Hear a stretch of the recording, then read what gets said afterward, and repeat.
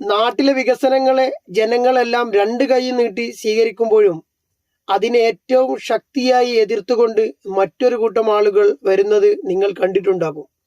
എന്തുകൊണ്ടാണത് എന്ന് എപ്പോഴെങ്കിലും നിങ്ങൾ ചിന്തിച്ചിട്ടുണ്ടോ? ഞാനൊരു ഉദാഹരണം പറയാം. രണ്ട് നാടുകൾ, അതിൻ്റെ ഇടയിലൂടെ ഒഴുകുന്ന ഒരു പുഴ, അതിൻ്റെ മുകളിലൂടെ ഒരു പാലം വരിക എന്നത് ആ നാട്ടുകാരെ സംബന്ധിച്ചിടത്തോളം വലിയ വികസനമാണ്, ആശ്വാസമാണ്.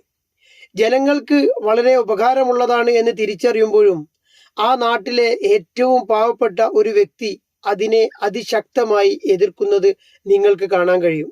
ആരാണ് അയാൾ? അദ്ദേഹത്തിന് ഇത് ജനങ്ങൾക്ക് ഉപകാരമുള്ളതാണ് എന്നും ഇതൊരു വികസനമാണ് എന്നും പൂർണ്ണ ബോധ്യമുള്ളപ്പോഴും അദ്ദേഹം എന്തുകൊണ്ടാണ് അതിനെ എതിർക്കുന്നത്? അദ്ദേഹമാണ് ആ പുഴയിലെ കടത്തുകാരൻ.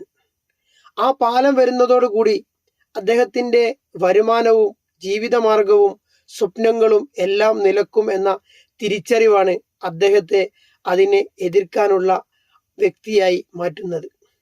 ഞാൻ പറഞ്ഞു വരുന്നത്, കേരളം പോലെയുള്ള സ്ഥലത്ത് ഏതൊരു വികസനം വരുമ്പോഴും ചിലർക്ക് അത് വലിയ അനുകൂലമാകുമ്പോൾ ചിലർക്ക് ജീവിതം തന്നെ ദുസ്സഹമാകുന്ന കാര്യവുമായി മാറുന്നു.